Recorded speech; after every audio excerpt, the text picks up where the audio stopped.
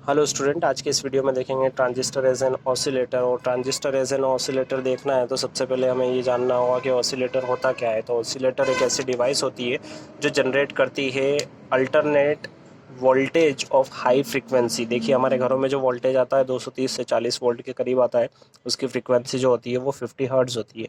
ये हम बात कर रहे हैं इंडिया के रिस्पेक्ट में, ठीक है। अब अगर हम लोगों को इस फ्रीक्वेंसी को बढ़ाना है, ये अल्टरनेट ही रहता है, ठीक है। अल्टरनेट मतलब इस तरीके से प्लस माइनस दो अपोजिट डायरेक्शन में चलता है वो।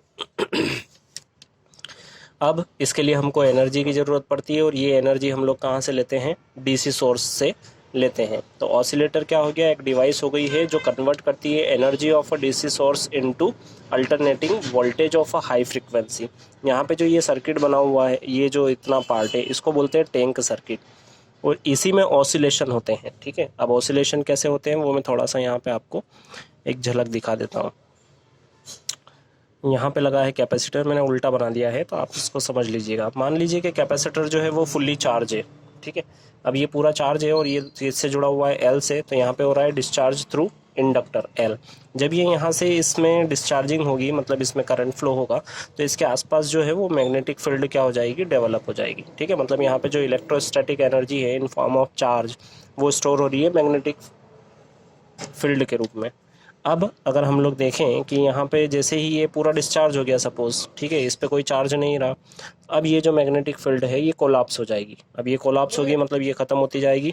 तो यहाँ पे एक्चुअली क्या हो रहा है? यहाँ पे फ्लक्स में चेंज हो रहा है, मतलब d∅dt। और फैराडे का लॉ है इलेक्ट्रोमैग्नेटिक इंडक्शन, जो हमको बताता है कि एक इस सर्किट में ईएमएफ इंड्यूस हो जाएगा, ठीक है। तो उस ईएमएफ के कारण यहाँ पे करंट फ्लो होगा। अब वो करंट किस डायरेक्शन में फ्लो होगा? अपोजिट डायरेक्शन में फ्लो होगा। तो यहाँ पे वापस से ये जो है मैग्नेटिक फील्ड, जो ये कैपेसिटर है, ये चार्ज होने लगेगा, ठीक है। तो इस तरीके से ये एनर्जी जो है इधर से इधर ट्रांसफ़र होती रहती है। और क्योंकि ये जो ऑसिलेशन है, क्योंकि यहाँ पे जो ये कॉइल है, इस कॉइल का खुद का एक रेजिस्टेंस होता है, रेजिस्टेंस के कारण यहाँ पे जो ये एनर्जी है इसमें जितनी स्टोर थी इलेक्ट्रोस्टैटिक या फिर मैग्नेटिक एनर्जी, उसका टाइम के साथ में क्या हो जाता है? लॉस होता जाता है।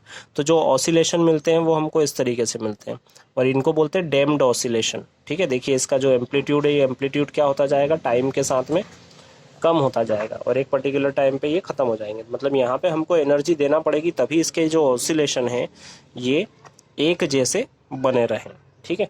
तो वो कहाँ से देंगे? हम डीसी सोर्स से देंगे। तो सर्किट डायग्राम जो है यहाँ पे बना हुआ है ऑलरेडी। हो सकता है आपकी बुक में थोड़ा बहुत चेंज हो, तो आप लोग उसको एडजस्ट कर लीजिएगा, समझ लीजिएगा। ये है टैंक सर्किट, और ये है ट्रांजिस्टर, जिसको बोलते हैं फीडबैक सर्किट, है ना, क्योंकि ये हम इसको फीडबैक दे रहा है इस टैंक सर्किट को। ये जो L1 कॉइल और ये जो L कॉइल है, ये मैग्नेटिक फील्ड जो होगी, जैसे यहाँ पे मैग्नेटिक फील्ड जनरेट होगी वो इससे लिंक होगी, यहाँ की मैग्नेटिक फील्ड इससे लिंक होगी, ठीक है। ये अभी डायग्राम में इस तरीके से दिखते हैं, बाकी ये इतने दूर नहीं होते हैं। और यहाँ पे हमको मिलेगा आउटपुट। आउटपुट भी कौन सा मिलेगा हम लोगों को? AC मिलेगा, और वो भी क्या रहेगा? वो हाई फ्रीक्वेंसी वाला रहेगा। चलिए, अब अगर हम लोग वर्किंग इसकी देखें तो वर्किंग में यहाँ पे सबसे पहले ये की प्रेस करेंगे तो ये जो सर्किट है, देखिए ये जो कलेक्टर है ये इसके थ्रू बैटरी के पॉजिटिव टर्मिनल से जुड़ा हुआ है। तो जब हम लोगों ने की को प्रेस किया तो ये जो पॉजिटिव पोटेंशियल